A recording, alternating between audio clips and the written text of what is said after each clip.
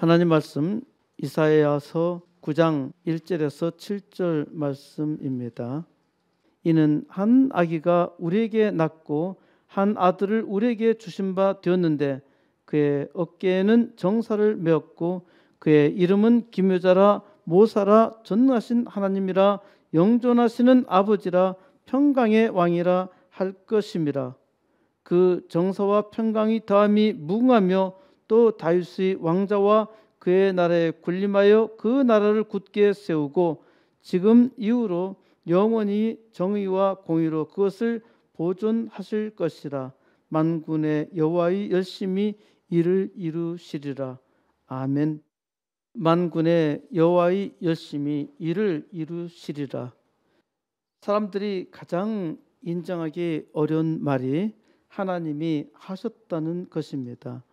하나님을 믿는 사람은 모든 일이 하나님이 하신 일이라 고백하죠.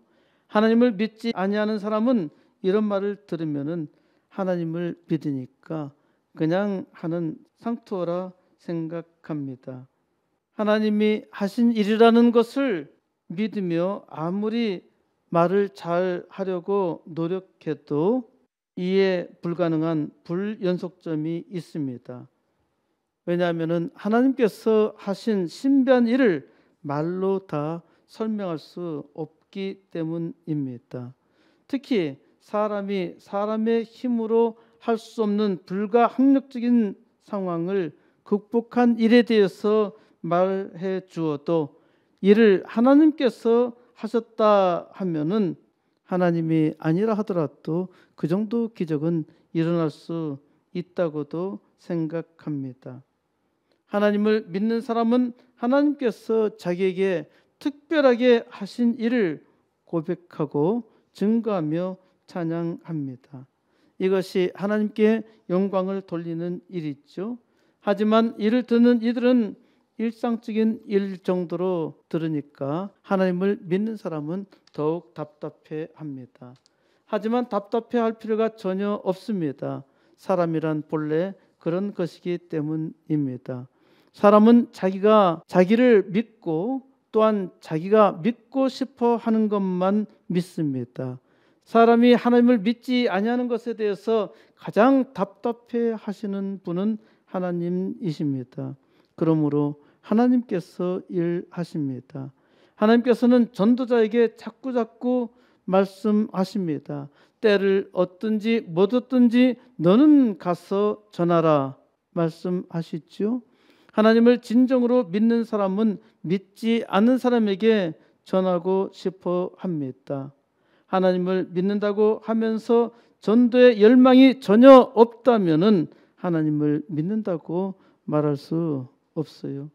교회 다니기는 하는데 전도에 대한 이야기를 한마디도 하지 않는다면은 신앙이 있다고 보기 어렵단 말입니다.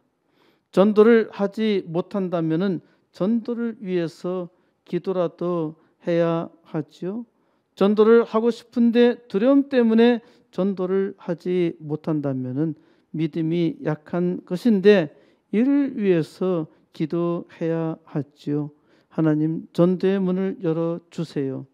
우리는 아주 자주 망각합니다.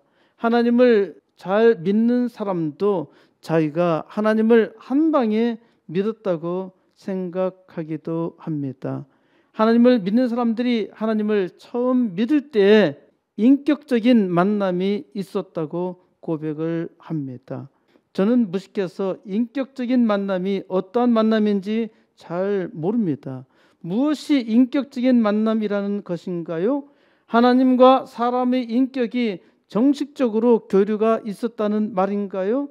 사람의 지와 정과 의로 인격적으로 하나님을 알게 되었다는 말인가요?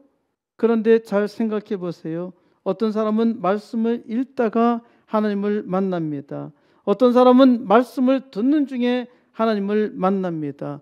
어떤 사람은 기적적인 역사를 통해서 하나님을 만납니다. 어떤 사람은 놀라운 평안을 통해서 기가 막히게 하나님을 만나기도 합니다. 어떤 사람은 놀라운 기쁨을 맛보면서 하나님을 믿게 됩니다. 이와 같이 사람이 하나님과의 만남에는 인격적인 교류나 이해를 통해서 만나는 것이 아닙니다. 신앙은 불연속점입니다. 사람이 하나님을 인격적으로 이해해서 만나는 것이 아니라는 말입니다. 하나님의 말씀을 사람의 머리로 이해했기 때문에 만나는 것이 아닙니다. 또 하나님을 믿고자 하는 신앙의 감정이 받아들여져서 믿는 것이 아닙니다. 하나님을 믿는 일이 사람의 지혜로는 도무지 깨달을 수도 없고 사람의 마음으로도 이해할 수 없고 사람의 의지로도 불가능한 지점에서 하나님이 개입하셔서 깨닫게 해 주신 것입니다. 그러므로 하나님을 인격적으로 만났다고 하는 것은 사람의 착각이고 이는 성경적 표현도 아닙니다. 정확하게 말하자면 하나님을 영접했다는 것입니다. 요한복음 1장 12절에서 영접하는 자, 곧 그 이름을 믿는 자들에게는 하나님의 자녀가 되는 권세를 주셨으니, 하나님을 인격적으로 만났다고 하는 것이 아주 고상하게 들릴 수도 있겠지만은 이는 사람이 무지하여서 자기를 자랑하는 것입니다. 내가 하나님을 만나는데 내가 인격적으로 그만큼 기여했다는 것이죠. 사람이 단 한 방에 하나님을 믿은 사람은 없습니다. 사도 바울의 회심이 한번 예수의 빛을 경험한 것으로 일어난 것처럼 생각하기 쉽지만은 사도 바울도 최초의 순교자 스데반이 순교당하는 현장에서 하나님은 바울에게 감동을 주셨던 것입니다.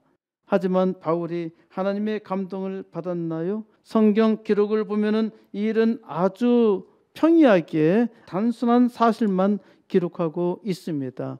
사도행전 7장 58절에 성 밖으로 내치고 돌로 칠세 증인들이 옷을 벗어 사울이라 하는 청년의 발 앞에 두니라. 이 사울이 나중에 예수님을 믿고 바울로 이름을 바꾸었던 것이죠. 스데반 순교 사건 후에 이 사울이라고 하는 바울 청년이 무슨 일을 하였나요? 사울은 스데반 순교 당함을 마땅하게 여겼고 이 일로 더욱 예수 믿는 자들을 모조리 없애버려야 하겠다는 사명감에 불타서 각 집에 들어가 남녀를 끌어다가 감옥에 넘겼습니다. 이것이 사람의 지식이요 지혜입니다. 사람의 인격이란 이와 같아요. 사울은 전과 같이 예수 믿는 자를 핍박하러 이제 그 지경을 넓혀서 시리아 다마스커스로 달려가는 중이었습니다. 그때 예수님께서 사울에게 나타나셨죠. 하나님이 사울에게 이렇게 두 번째 보이셔서 사울이 믿게 된 것이 아닙니다. 사울은 자기가 핍박하는 예수쟁이에게서 예수의 이야기를 수없이 들었을 겁니다. 하지만 사울은 예수의 말을 들으면 들을수록 오히려 지금 자기가 하는 일을 아주 잘 하고 있다고 확신했을 겁니다. 그러니까 여전히 핍박하러 다녔죠. 만사를 제켜두고 오직 예수 믿는 자를 잡아서 감옥에 넘기는 것이 자기의 사명이라 생각했던 것입니다. 이게 사람의 지식이요 사람의 인격입니다. 사람의 인격으로는 하나님이 많은 은혜를 주셔도 도무지 깨닫지 못합니다. 제가 대학 2학년 때 하나님을 만났습니다마는 그때 창세기 2장을 읽었기 때문에 하나님을 믿은 것이 아닙니다. 갑자기 하나님이 세상을 창조하셨다는 사실이 믿어지는데 굉장한 감동이 있는 것입니다. 그때 저는 하나님을 영접한 시간이었어요. 그런데 사실 하나님은 이 일 이전에 또 수없이 제게 찾아오셨고 이런 사실은 나중에서야 깨닫게 되었습니다. 그러니까 우리가 하나님을 믿는다고 할 때 한 번 기회를 통해서 믿는 것이 아니라 여러 가지 많은 일을 통해서 하나님께서 내게 개입해 주셨고 나를 구원하기 위해서 하나님께서 여러 가지 모양으로 사람들을 사용하시고 또 말씀을 통해서 또 여러 가지 나의 환경을 통해서 보여주셨던 것입니다. 제가 하나님을 믿으면서도 믿음이 온전하지 못했습니다. 믿음에서 떠나는 일은 없었지만은 하나님을 자주 의심하고 또 의심했습니다. 그러니까 지금도 이렇게 하나님 말씀을 전하지만은 하나님의 은혜로 하나님이 나를 호위하지 않으시면은 사람이 믿음 가운데 설 수가 없어요. 어떤 사람도 하나님 은혜 없이는 하나님 앞에 설 수 없단 말입니다. 그래서 저는 모든 것이 하나님의 은혜임을 확신하고 고백합니다. 제가 하나님께 열심히 일하고 말하는 사람들이 있지만은 이는 내 열심이 아니라 하나님의 열심입니다. 하나님께서 은혜 주셨기 때문에 하나님의 열심이 일을 이루신 것입니다. 열심이라는 것이 무엇인가요? 열심이라는 한자는 열심이라는 의미를 잘 표현하고 있습니다. 열자는 더울 열자요, 심자는 마음 심자이죠. 열은 불화자에 심을 예자가 결합한 것입니다. 그러므로 열은 대상 속에 들어가서 덮게 하는 것입니다. 열은 들어가서 밖으로 나오는데 그것이 온도를 올리기도 하고 열을 방출하기도 하지요. 그러니까 열심은 불을 마음에 담는 것입니다. 우리는 열심이라는 말을 많이 들어왔지요. 우리의 문화 코드는 빨리와 열심입니다. 그래서 어렸을 때부터 빨리라는 말과 열심이라는 말을 아주 많이 들었고요. 빨리와 열심이 성공의 코드라고 생각하고 있는 겁니다. 그래서 지금 IT 시대에는 빨리가 성공적으로 잘 맞아 들어가서 우리나라가 세계 최강의 사업을 이루게 된 것이죠. 무엇이든 열심히 하면은 성공할 것이라 생각하는데 밀레니엄 이전 세대에는 열심히 하기만 하면은 뭔가 이뤘습니다. 하지만 지금 밀레니엄 세대는 열심히 한다고 해서 잘 되는 것이 아닙니다. 열심히 해도 많은 사람이 실패합니다. 그렇다 해서 열심을 무시해서는 안 됐죠. 열심은 기본이고 이제 더 잘 선택해야 합니다. 마윤이나 손정희처럼 세상 삶에서 자기의 삶을 잘 선택한 사람이 있지만은 대부분의 사람들은 잘 선택하지 못합니다. 무엇이 좋은지도 모르고 무엇이 나쁜지도 잘 모릅니다. 또 좋은 것과 나쁜 것 두 가지만 제시해 주면은 아주 쉽게 좋은 것을 선택하리라 생각하지만 두 가지만 있어도 잘 선택하지 못합니다. 사실 우리의 선택의 대부분은 양자택일입니다. 내가 이것을 할 것인가 말 것인가. 아주 여러 가지 다중 선택이 있을지라도 실상은 각 개개에 대해서는 양자택일입니다. 내가 이 스위치를 켤 것인가 끌 것인가. 스위치를 켜고 끄는 것이 컴퓨터의 가장 기본 원리 2비트 있죠. 컴퓨터의 모든 정보, 요즘 AI도 모두 다 2비트 스위치를 켜고 끄는 이 두 가지 신호에 다 들어가 있습니다. 그러니까 우리의 선택도 온, 오프, 온이냐 오프냐 둘 중에 하나인데 이거 하나조차도 잘 선택하지 못한다는 말입니다. 우리가 잘 선택하지 못한다는 증거 중에 하나가 선거입니다. 우리는 우리의 대표를 뽑지만은 그 대표자가 자기를 선택한 백성을 괴롭히며 심지어 망하게 만들기도 하지요. 선거는 올바른 사람을 뽑는 것이 아닙니다. 어찌 하다가 올바른 사람이 뽑혀졌다면은 그건 그나마 다행한 일입니다.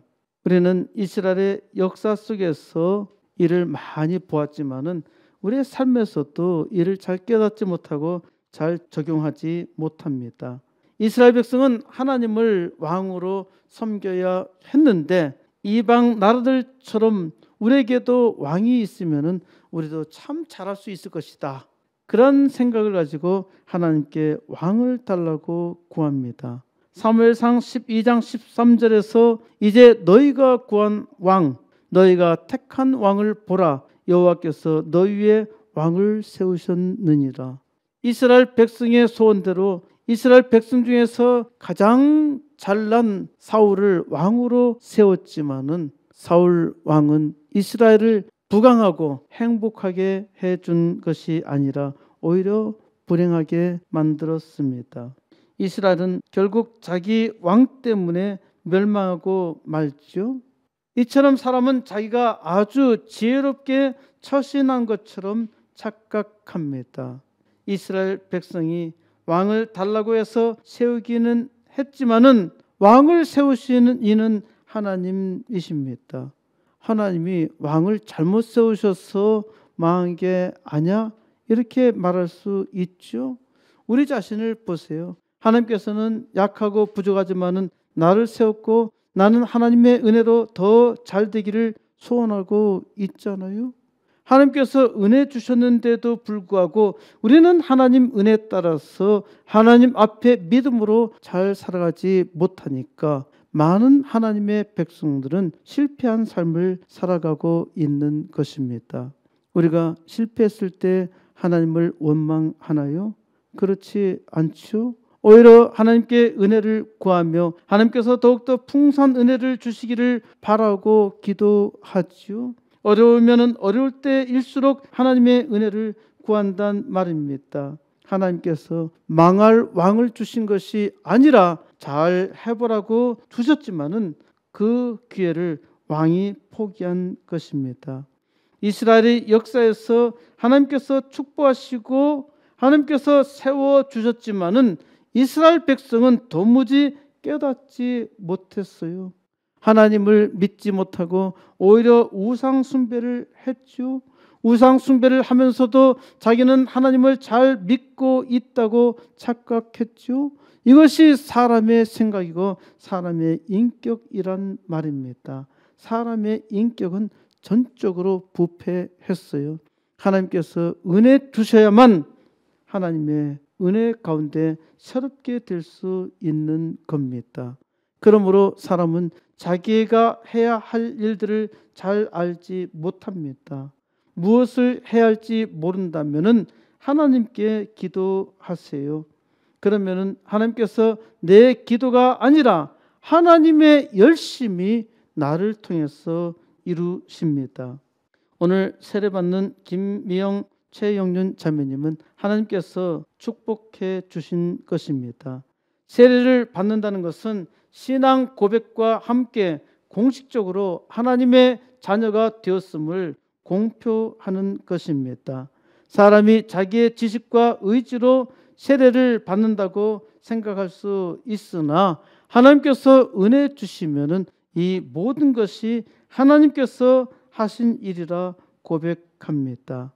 세례식을 거행하는 저는 성부 하나님과 성자 하나님과 성령 하나님의 이름으로 세례식을 집행합니다. 이는 저 목사가 아니라 하나님이 하신 일입니다. 하나님이 자기 자녀 삼으신 것을 만방에 하나님의 종으로 하여금 공포하게 하신 것입니다. 하나님의 열심히 세례를 이룬 것이죠. 이는 사람으로서는 할 수 없습니다. 마태복음 19장 26절에서 예수님께서 그들을 보시며 이르신 말씀입니다. 사람으로서는 할 수 없으나 하나님으로서는 다 하실 수 있느니라. 예수님은 부자는 천국에 들어가기가 어려우니라 라는 말씀을 하시며 아주 충격적인 비유를 말씀하십니다. 낙타가 바늘귀로 들어가는 것이 부자가 하나님 나라 들어가는 것보다 쉬우니라.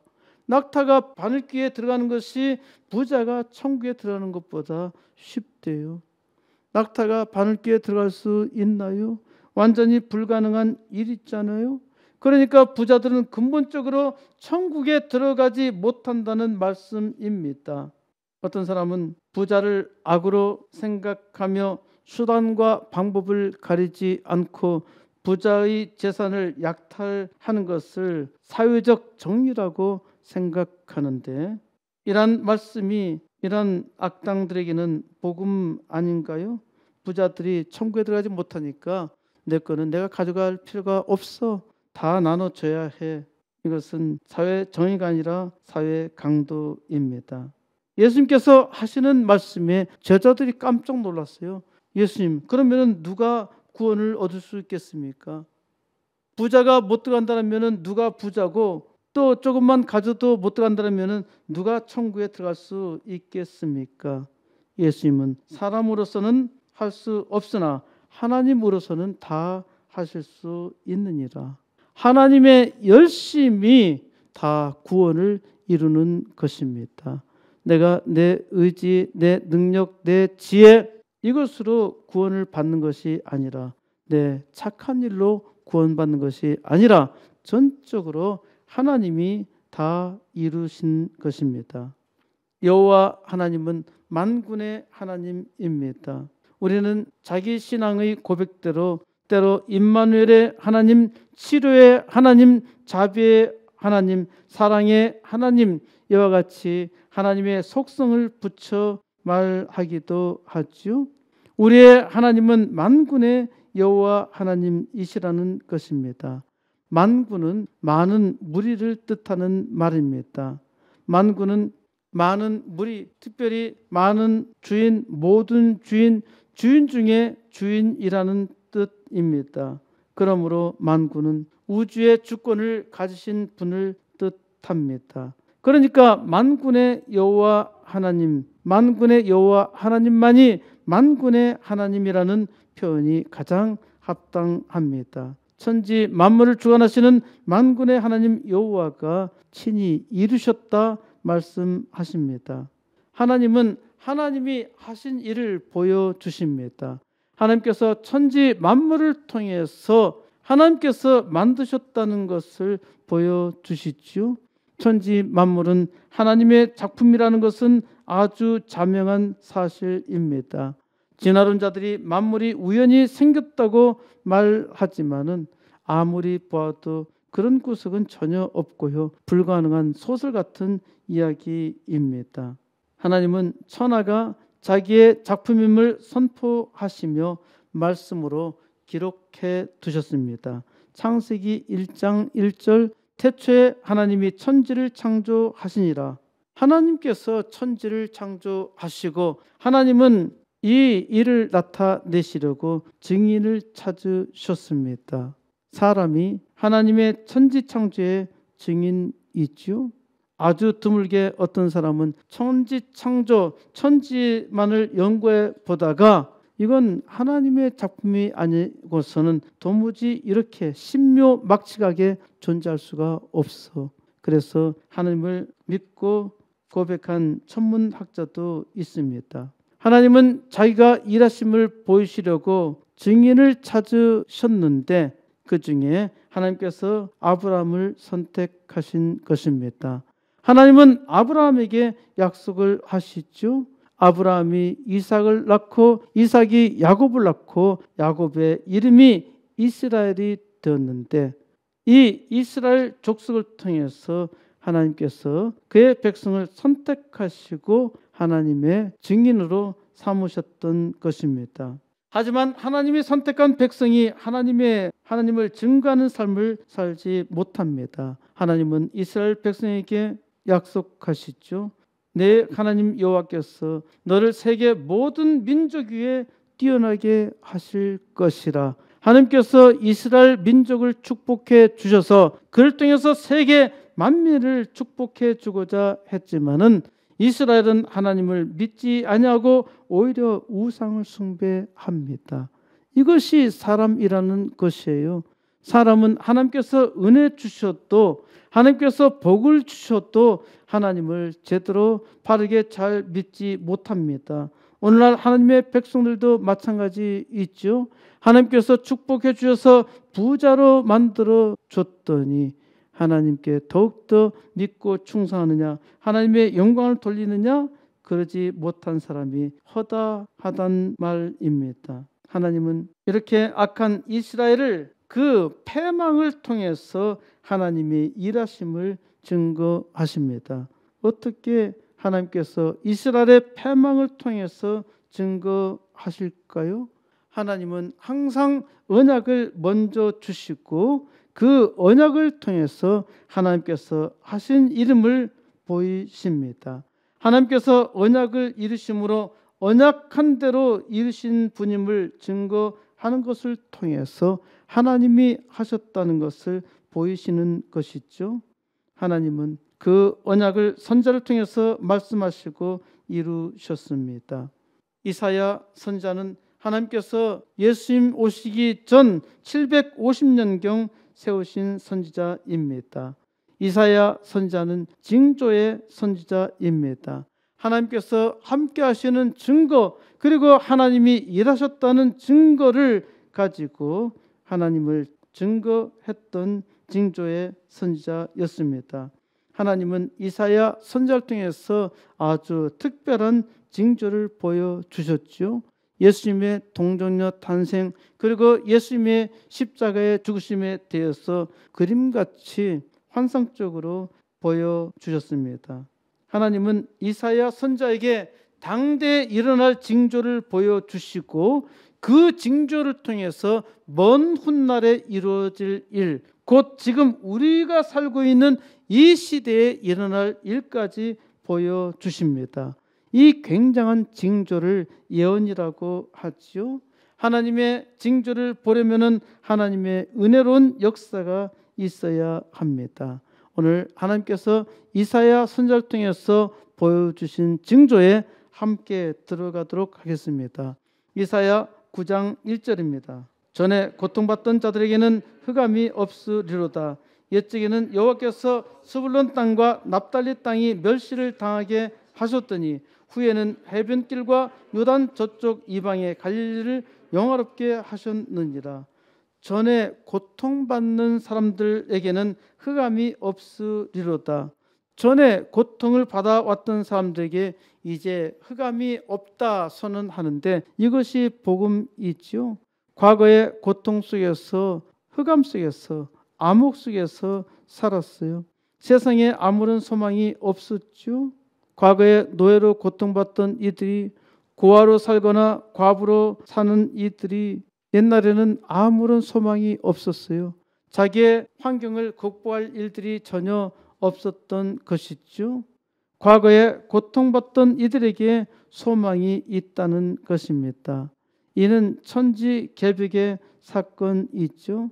세상이 바뀌지 않고는 불가능한 일입니다. 왕정 시대에 왕을 바꾸지 아니하면은 신분이나 삶이 변할 수가 없는 것이죠. 아시리아 제국은 이스라엘 왕국을 주전 722년 패망하게 하였죠. 그리고 세상을 아주 절망적으로 만들었어요. 아시리아 제국의 정책은 민족 혼합 정책이라고 하였죠. 그러니까 아시리아 제국이 이스라엘 왕국을 완전히 멸망하게 한 다음에 혈통을 생명보다 중시하는 이스라엘 민족을 세계에 다 흩어버리고 민족을 혼합시키는 정책을 강제적으로 집행했습니다. 근데도 러시아나 중국이 민족 이주 정책을 강제로 시행했고 지금도 중국은 민족 이동을 함부로 하지 못하게 막고 있습니다. 중공의 공장이 세계의 공장이 된 까닭도 중공의 호적법 때문이라 하는데, 중공은 자기가 사는 호적지에서 떠나서 다른 지역에 살게 되면은 마치 다른 나라에서 온 사람과 같이 취급된다고 합니다. 그래서 아주 저임으로 보수를 주며 사람들을 운영할 수 있기 때문에 당분간 중공의 공장은 계속적으로 세계의 공장으로 유지할 수 있을 거라 합니다. 얼마나 악한가요? 그래도 거기에 반발하지 못하고 살기 위해서 사람들이 엄청나게 노력하고 있죠. 그래서 도시에 가서 돈을 벌어가지고 시골에 보내는데 그 돈 버는 것이 상당히 빈약하단 말입니다. 그렇게 볼 때 우리나라는 코리안 드림이라 할 정도로요. 이 나라의 최저임금에 대해서 보장을 받기 때문에 옛날에는 그러지 못했습니다. 그러나 지금은 최저임금 보장을 받기 때문에 지금 우리나라에 온 노동자들은 살만합니다. 중국에서 일하는 것보다 훨씬 좋으니까 이 나라에 와서 일을 하는 것이죠. 원래 살던 고향에서 강제로 떠나게 해서 다른 지역으로 이주시켰던 것입니다. 스불론 땅과 납달리 땅이 멸시를 당하게 하셨다 하셨는데, 스불론과 납달리는 야곱의 후손으로, 납달리 땅은 갈릴리 바다 왼쪽에 있고 거기서 약간 더 왼쪽에 스불론 땅이 있습니다. 이 땅이 이스라엘 북단에 있는데 아시리아 제국의 침략으로 가장 먼저 점령을 당했던 지역입니다. 납달리는 이스라엘 땅 중에서 갈릴리 바다 옆에 있었기 때문에 가장 비옥하고 기후가 좋고 또 갈릴리 해변 유역을 따라 형성됐으니까 아마 이 길이 무역길이라 추정하고 있는데요. 가장 살기 좋은 땅이라는 말이 있죠. 여기서 하나님의 말씀대로 이 지역에 살고 있는 가나안인들을 완전히 쫓아내지 않아서 가나안의 우상 숭배에 물들어서 이 납달리가 먼저 망했던 것입니다.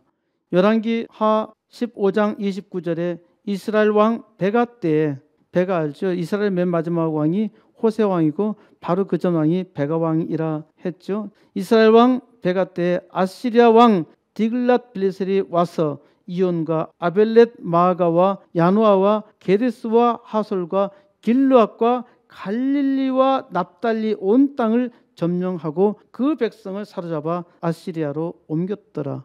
그러니까 아시리아 제국의 디글랏 빌레셋 3세가 이스라엘 왕국을 침략하여서 갈릴리와 납달리 온 땅을 점령하고 그 백성을 사로잡아 아시리아로 옮겼으니까 이스라엘 왕국 중에서 처음으로 아시리아 제국의 포로로 끌려갔던 것입니다. 하나님께서 이스라엘을 아시리아 제국으로 하여금 심판하시며 바로 이 가장 부유한 납달리를 완전 멸시당하도록 하셨던 말씀입니다.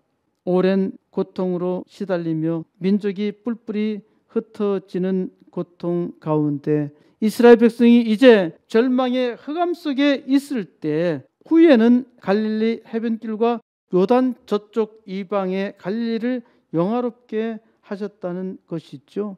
이는 멸망의 땅을 영광의 땅으로 바꾸시겠다는 것입니다. 어떻게 세상이 이렇게 완전하게 바뀔 수 있나요? 이 소망의 역사적 비밀은 바로 6절에 있습니다. 이는 한 아기가 우리에게 낳고 한 아들을 우리에게 주신 바 되었는데, 한 아기가 우리에게 낳았다는 것입니다. 이것이 복음입니다. 이 예언의 성취가 마태복음 4장 14절, 이는 선지자 이사야를 통하여 하신 말씀을 이루려 하심이라 일렀으되, 그러니까 이 기록이 있기 750여 년 전에 선지자 이사야를 통해서 이사야 9장 6절에 기록된 말씀을 하고 있는 겁니다. 15절 스불론 땅과 납달리 땅 요단강 저편 해변 이방의 갈릴리여. 16절 흑암에 앉은 백성이 큰 빛을 보았고 사망의 땅과 그늘에 앉은 자들에게 빛이 비치었도다 하였느니라. 여기까지가 이사야 선지자를 통한 예언이고 그 예언의 말씀을 예수님께서 그대로 인용하시죠. 17절 이때부터 예수께서 비로소 전파하여 이르시되 회개하라 천국이 가까웠느니라 하시더라. 예수님이 처음 이적을 베푸신 곳이 어딘가요? 갈릴리 가나 혼인잔치였죠. 그러니까 갈릴리 땅에서 예수님의 복음 사역을 처음 시작하였단 말입니다. 예수님께서 맨 처음 가르치신 곳도 예수님이 자라나신 갈릴리의 나사렛 회당이었습니다. 또 천국 복음이 전파되기 시작한 곳이 바로 이 갈릴리 해변가였습니다. 그러니까 멸망으로 인한 흑암의 장소가 소망의 축복의 장소로 온 세상에 빛을 비추는 통로가 된 것이죠. 이제 이사야서 9장 2절로 돌아갑니다. 흑암에 행하던 백성이 큰 빛을 보고 사망의 그늘진 땅에 거주하던 자에게 빛이 비치도다. 이제 흑암에서 살아가던 백성들이 큰 빛을 보게 됩니다. 사망의 그늘진 땅에서 이제 절망 가운데 살아가던 이들에게 빛이 비추게 되었습니다. 흑암에 사는 백성들에게 놀라운 축복의 역사가 시작된 것이죠. 흑암에 살던 백성들이 큰 빛을 보았고 사망의 그늘진 땅에 거주하던 자들에게 이제 빛이 비치는 역사가 예수님으로 인해서 세상에서 가장 먼저 시작하게 된 것입니다. 흑암의 절망의 땅이 소망의 축복의 땅으로 변하였지요. 3절 주께서 이 나라를 창성하게 하시며 그 즐거움을 더하게 하셨으므로 추수하는 즐거움과 탈취물을 나눌 때의 즐거움 같이 그들이 주 앞에서 즐거워하오니 이제 하나님의 백성을 많게 하시겠다는 것입니다. 아시리아 제국의 침공으로 거기 살던 거주민들은 다 쫓겨나고 땅은 황무하게 되었죠. 그런데 다시 소망의 땅이 되며 사람들이 많게 된다는 것입니다. 또한 주님께서 거기서 기쁨을 주시니까 즐거움이 있는 것입니다. 전쟁에서 승리하여서 탈취물을 받으며 기뻐하는 것과 같이 추수하는 기쁨으로 즐거워할 것이라 말씀하십니다. 4절 이는 그들이 무겁게 맨 멍에와 그들의 어깨의 채찍과 그 앞제자의 막대기를 주께서 꺾으시되 미디안의 날과 같이 하였음이니이다. 미디안의 날이라고 하는 것은 미디안 전쟁을 말합니다. 미디안 하면은 누가 생각나죠? 기드온이 300의 용사로 미디안과 싸워서 승리하면서 이스라엘을 구원한 일이죠. 이것이 얼마나 갑작스럽게 일어났습니까? 이제 하나님의 구원의 역사가 급박하게 갑작스럽게 일어날 것이라 말씀하시는 것입니다. 하나님께서 이제 아시리아 제국의 압제로부터 그리고 바빌론 제국과 페르시아 제국 그리고 헬라 제국을 거쳐서 로마 제국에 이르기까지 로마 제국의 시대에 예수님께서 오시면서 모든 압제로부터 해방시킬 것이라 약속한 것입니다. 5절 어제를 싸우는 군인들의 신과 피 묻은 겉옷이 불에 섭같이 살라지리니 이제 전쟁이 끝나니까 더 이상 군인들이 신는 전투화가 필요 없는 것이고 또 피 묻은 전투복도 다 불타는 연료가 되고 말 것이라는 말씀입니다. 극적인 순간에 놀라운 일이 일어납니다. 6절 이는 한 아기가 우리에게 낳고 한 아들을 우리에게 주신 바 되었는데 그의 어깨에는 정사를 메었고 그의 이름은 기묘자라 모사라 전능하신 하나님이라 영존하신 아버지라 평강의 왕이라 할 것입니다. 한 아기가 우리에게 낳고 이것이 아주 놀라운 일입니다. 한 아들을 우리에게 주신 바 되었는데 이는 메시아의 탄생을 말하고 있죠. 절망의 땅을 바꾸는 분은 오직 하나님뿐이고 하나님께서 이제 영원한 구원을 위해서 하나님이 친히 자기의 아들을 사람으로 주신 것입니다. 그의 어깨에는 정사를 메었다 하는데 정사를 메었다는 것은 세상을 다스리는 통치자라는 것입니다. 이제 그리스도로 인해서 온 세상뿐만 아니라 하늘과 땅, 온 천지를 다스릴 것입니다. 그의 이름은 기묘자라 모사라 전능하신 하나님이라 영존하시는 아버지라 평강의 왕이라. 이름이 참 많지요. 기묘자는 놀라운 이름입니다. 영어로는 원더죠. 원더, 놀라운 이름이고 모사는 영어로 카운셀러입니다. 모사는 기가 막히는 구원의 기획자이며 대변자이며 또한 전능하신 하나님이십니다. 하나님의 아들 예수는 전능하신 하나님이십니다. 영존하시는 아버지는 영원하신 하나님으로 아버지를 나타내신 성자 하나님입니다. 영존하시는 아버지도 성자 하나님으로 예수님께서 내게 아버지를 보이라 하는데 나를 본 자는 아버지를 보았느니라 라고 말씀하시죠. 그러니까 예수님께서 하나님 아버지의 모습으로 나타나셨기 때문에 영존하시는 아버지라. 그리고 예수님은 평강의 왕, 평강은 샬롬입니다. 샬롬의 왕입니다. 예수님은 십자가로 하나님과 죄인을 영원히 평강으로 화목하게 하셨습니다. 7절 그 정사와 평강의 더함이 무궁하며 또 다윗의 왕자와 그의 나라에 군림하며 그 나라를 굳게 세우고 지금 이후로 영원히 정의와 공의로 그것을 보존하실 것이라. 만군의 여호와의 열심히 이를 이루시리라. 다윗의 보좌는 다윗의 왕자이죠. 다윗의 왕자는 앞으로 올 메시아의 형상입니다. 다윗의 왕자가 예수 그리스도로 영원하리라는 것입니다.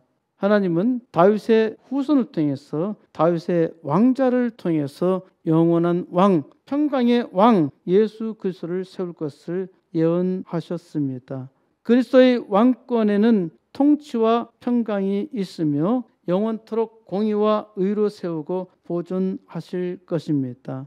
그리스도의 왕권에 하나님께서 강력하게 왕 중의 왕으로 통치하시며 세상에 놀라운 평강이 있습니다. 그리고 예수님은 영원토록 공의와 의를 세우고 보존하십니다.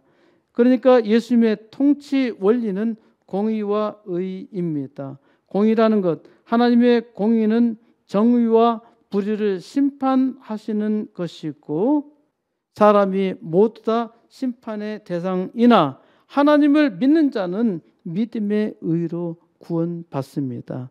이것이 하나님의 의입니다. 하나님께서 이를 반드시 이루시겠다는 것입니다. 만군의 여호와의 열심히 이를 이루시리라. 만군의 여호와의 열심히 이 지상 전쟁의 나라에서 평강의 하나님의 영원한 나라를 이루시겠다 하십니다. 이사야가 이 하나님의 비전을 전할 때에는 이스라엘이 패역하였고 아시리아 제국에 의해서 완전히 멸망하고 말았을 때였죠. 이스라엘의 불빛은 꺼져 버렸고 이제 완전히 흑암에 소망 없이 살아야 했습니다. 더 이상 이스라엘을 구원할 자가 없습니다. 하나님이 떠났기 때문입니다. 바로 이때 한 아이가 낳았다는 것입니다. 이것이 놀라운 일이죠. 이 아이는 이 땅에 구원을 이룰 기묘한 구원자입니다. 세상에 아주 기묘한 일을 이루시는데 그의 절정은 십자가에 이르게 됩니다. 사람의 지혜로서는 도무지 이해할 수 없는 일이죠. 하나님과 사람을 영원히 화목하게 하고 평강을 세우기 위해서 하나님의 아들이 오셔서 십자가에 죽으셔야 한다니 세상에 어찌 이런 일이 있습니까? 그러나 하나님은 우리의 죄를 대신하여서 자기 아들을 희생제물로 드리실 수밖에 없었고 이것이 구원의 모사입니다. 하나님의 카운슬링입니다. 그는 전능하신 하나님으로 영원한 아버지를 나타내셨고 영원한 평강을 이루신 평강의 왕입니다. 그래서 예수를 믿는 자는 다 평강의 왕, 우리 만왕의 왕 하나님을 믿고 또 하나님께서 우리와 함께 하심을 믿으며 이를 고백하는 삶을 살아가는 것입니다. 여호와 열심히 이를 이루시리라. 사람은 반드시 죄로 죽어야 하며 하나님이 많은 은혜를 주셔도 사람이 잘 감당하지 못합니다. 이는 하나님께서 이스라엘을 축복의 사자로 세우셨는데 이스라엘이 하나님의 은혜를 감당하지 못하고 망하는 것에서 볼 수 있죠. 사람이 자기의 능력으로 하나님의 뜻을 나타낼 것처럼 보이나 잘 하지 못합니다. 하나님께서 은혜 주셔도 사람으로서는 할 수가 없어요. 그런데 도무지 구제 불가능한 사람을 하나님이 반드시 구원하십니다. 이것이 하나님의 열심입니다. 하나님의 열심으로 하나님은 자기의 백성을 지키시고 자기의 백성을 통해서 위대한 역사를 이루게 하십니다. 여호와의 열심히 이를 이루시리라. 하나님께서 그의 택한 백성에게 부흥의 비전을 주시고 은혜로 살게 하셨지만은 우리가 여전히 부족하지요. 그러니까 지상에 많은 교회를 세우시고 많은 하나님의 백성들이 있음에도 불구하고 하나님 나라 부흥의 역사를 잘 이루지 못합니다. 그래도 하나님의 열심히 일을 이루십니다. 하나님의 열심히 하나님의 백성에게 크게 은혜를 베푸시며 은혜의 역사를 이루게 하십니다. 하지만 여전히 부족한 패역한 죄인이 있지요. 하나님께서 은혜를 주셔도 잘 감당하지 못하고 빛을 발하지 못하고 있습니다. 그러므로 더욱더 하나님의 백성은 하나님께 은혜를 구하며 기도해야 합니다. 이제 하나님의 백성들마다 일어나 기도해야 합니다. 하나님의 은혜로운 역사를 감당하며 감히 하나님의 소원을 이루어야 합니다. 이 땅 부흥의 역사 코스모스 교회가 감당하게 하시고 하나님이여 우선 80개 개척교회와 2개 학교를 하나님의 열심히 택한 백성들을 통해서 속히 이루어 주옵소서. 이 일을 믿음으로 구하고 하나님 은혜 사로잡혀서 하나님의 열심히 일을 이루시는 것을 보아야 합니다. 오늘날 하나님께서 택하신 백성들마다 이 절망의 땅에 흑암으로 점점 어두워져 가고 있는 세상에 여호와의 열심히 더욱 강력하게 역사하여 주이사 하나님의 은혜 속에 담대하게 살아가는 죄의 종들 통해서 여호와의 열심의 역사를 이루어 온 땅 하나님의 영광 나타내시기를 우리 주 예수 그리스도의 이름으로 간절히 축원드립니다.